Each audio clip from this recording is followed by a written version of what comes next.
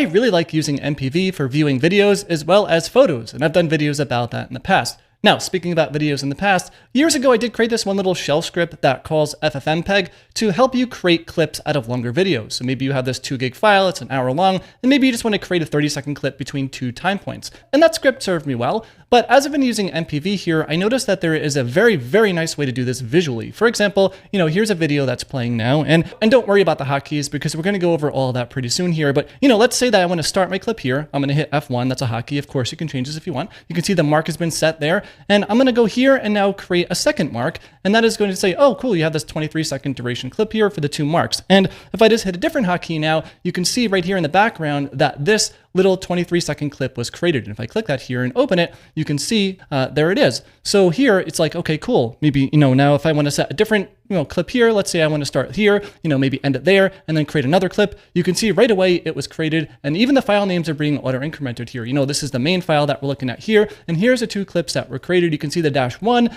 and the -2 here. So basically it's going to get the highest number and then increment it by 1, which is pretty nice. So here you can kind of blaze through a big video, create clips to your liking. There's also another hotkey you can set here. You can see these little triangles. These are the markers. You can clear the marks as well if you want. This is all facilitated by just a little bit of Lua script code. And we're not going to dive deep and do, a line by line setup here, but I do want to go over some of this stuff here because yeah, it just kind of exposes some really nice functionality between MPV and Lua scripting and calling out to FFmpeg, etc. So with that said, let's take a look at some of this stuff. And if you're using .fried rice, basically my dot files, then you already have this. Everything is set to go. And but this is going to be there's 2 components here. So you have MPV, the input.conf. This is where it's setting up the keybinds here. I have them bound to the F keys here to basically create the mark start and then end and then creating the clip and then clearing the marks. But the actual script itself is over here in makeclip.lua. So if you're not using .fried rice, then, in your .config directory for MPV, in a scripts directory, you'll want to create this makeclip.lua file here. And yeah, let's take a look here at this one. Now we are going to get a little bit spammed here from undefined global MP, whatever. This is just the LSP for NeoVim for Lua. Let me actually go and disable those diagnostics just so we're not distracted by them. Now there are quite a few things to go over here, but we're not going to go over it line by line. But the idea here is we have a couple of different functions like set visual mark, and down here actually is where all these binds are. For example, mark start is just calling that function with a 1 here, and then mark end is 2. So basically we have different visual markers, right? 1 and 2. Technically you can have more than 2, but for the functionality of this extension, we only need 2. And then we have other functions here basically to create the clip and then also to clear the marks. But yeah, let's go back up to the top of the file here. That's a function that takes in a 1 or 2. Now MPV comes with some modules here for Lua script where you can start calling some methods on MP here to do certain things. Like let's get the actual position, like the time position. So going back to here, when you actually have a video open here, this time position would be, 1 minute, 9 seconds, something like that. So let me go back to what we're looking at before in the code. And then, yeah, we actually have this idea here where, mark 1's going to store its own time position and mark 2 is going to store its own time position. And then we have this idea of chapters. So MPV allows you to set these little temporary chapters that kind of gives us that little visual marker there. And then basically that time span is going to be, mark 1 and mark 2. And that's basically where the clip starts and ends, right? And then it's kind of nice because we can do all sorts of different things here. This is now just programming stuff, right? I'm skipping around because, maybe it's not that important. But if you want to see more detailed videos around Lua scripting and, this type of thing, let me know in the comments below. But yeah, and the idea here, it's like, well, if we actually have mark 1 and 2, then hey, look at this. We can actually calculate something like a duration. And that's really just, mark 1 minus mark 2 here. And then, that's how we saw that in parentheses before. And yeah, in this case here, I wanted to add some quality of life things. For example, going back to over here, if we start playing this video here, if I actually hit the F1 key, notice here that it is still going to continue to play. That's on purpose because, if you're going to be creating clips, you're probably going to hit your mark 1 and then it's going to play.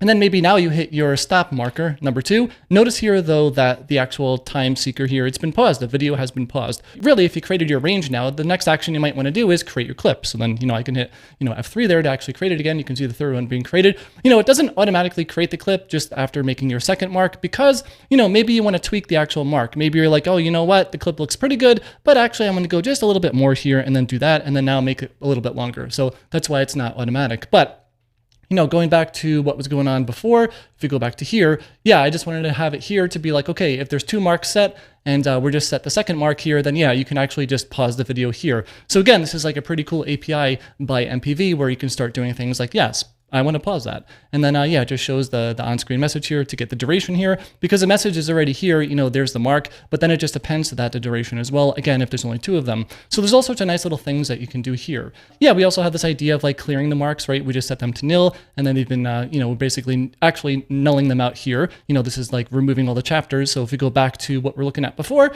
we go over here, we can just set these markers 1 and 2. You can see these little triangle markers here. Again, we can just go and clear them out here, and now they're gone. So they no longer exist. And that's really all there is to it, to that one. Now, the cool one here is actually creating the clip itself, right? So again, there's some, error control here, make sure that both marks are set. And this is kind of nice little friendly logic here because, if we go back to the video here and take a look, then I am hitting F1 right now, right? And then I'm hitting F2 right now. And in this case here, F2, right? Creating the stop marker, it is after the start, right? Because that makes sense. You have a start of a clip and an end of a clip. But if I actually, move the seeker over here and I hit F2, that is going to create the end mark here.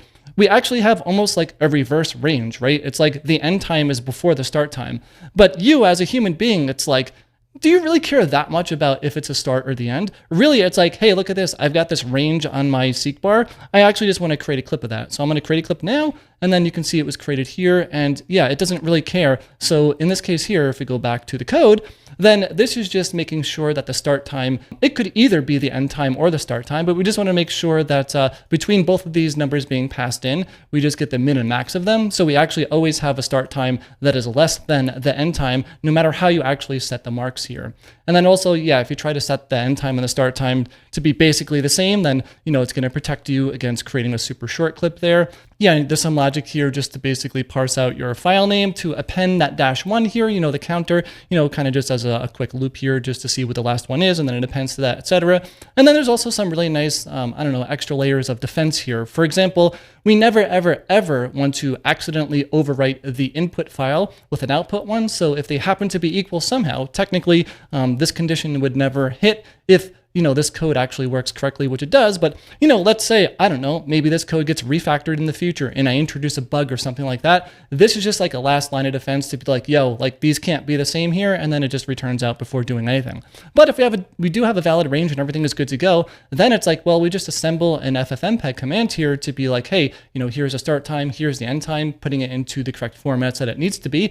And then, here's the input path, and then there's the output path. And the output path at this point in time already has the appended counter to it, so it's all ready to go here. We want to copy things here. We're not going to re-encode the video. I've actually gone into way more detail about these flags here in that little other make clip script that I did here for the shell script one from videos ago. But yeah, that's how basically that worked. But this one even required you to type in like the clip suffix and other things. So this has been a lot more simplified here with the visual MPV setup here. Then down here, we're just executing that command that we built up here with FFmpeg. It's being done asynchronously because, let's say maybe you have a 1-hour video and you're creating, 10-minute clips here or there, right? That may actually take, 10, 20 seconds for it to copy over. Even if you're not re-encoded the video, it takes some time. So I didn't want to like block the whole MPV UI here. So it's, done asynchronously.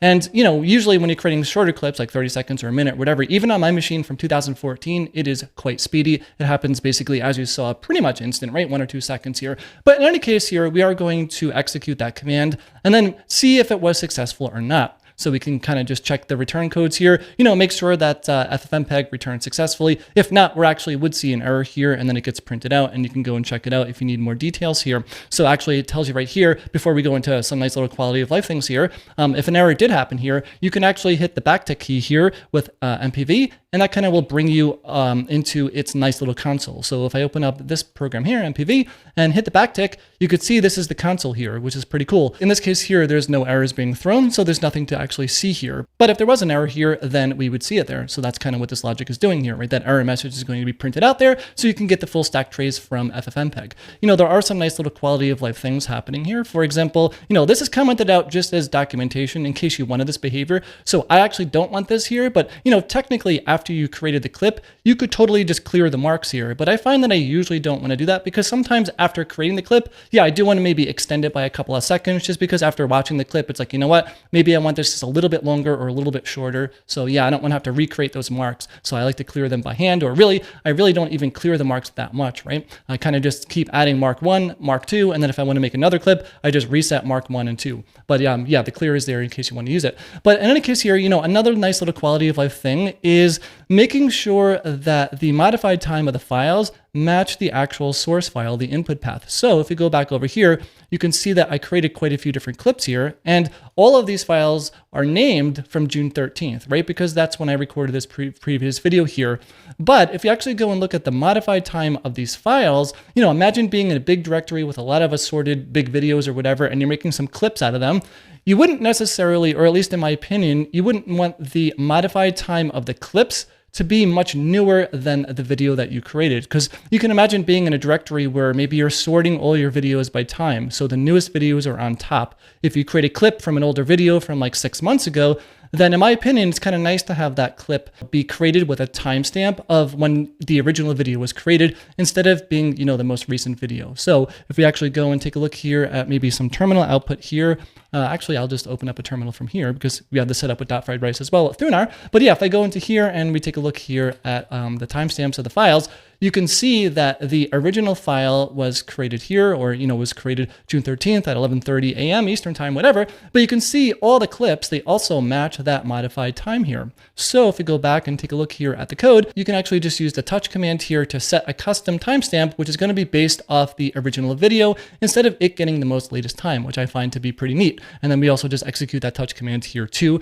And then yeah, whatever, it just lets you know where the thing was actually saved on disk. I don't know if you caught that, but if you go back to here and create one more clip here, if I do F1 here, F2, and create the actual clip, you can see the clip has been saved here right to the path there in case you just, maybe you're not in that directory so you don't know. But yeah, that's pretty much it here. I mean, going back to here, there's of course a lot more that we can go over in the code here, but yeah, kind of gory details about Lewis scripting, right? Now with that said, a couple of different takeaways, right, for this video. Of course, now you have this functionality if you want to start using it, so let us know in the comments below if you are. But another takeaway here too is just molding your environment for you. So, I was creating all sorts of different clips on the command line for years, but, after being exposed to MPV and, I have created other little extensions in the past before, like for resetting zoom, etc. But yeah, I started thinking like, well, imagine how cool it would be if I can just open MPV and then create the clip right then and there. Because usually when I was creating those clips on the command line, I was first opening up the video in MPV or VLC back on Windows, and then I'd be like, okay, let me memorize the timestamps I want and then put them into the command line tool. But now it's kind of just saving a lot of different time. And yeah, I've made dozens and dozens of clips out of this so far, and I really like it. So yeah, if you have any questions, let me know in the comments below. I'll do my best to answer all of them. And if you like the video, please give a thumbs up. It really does help a lot. Thanks a lot for watching, and I'll see you in the next one.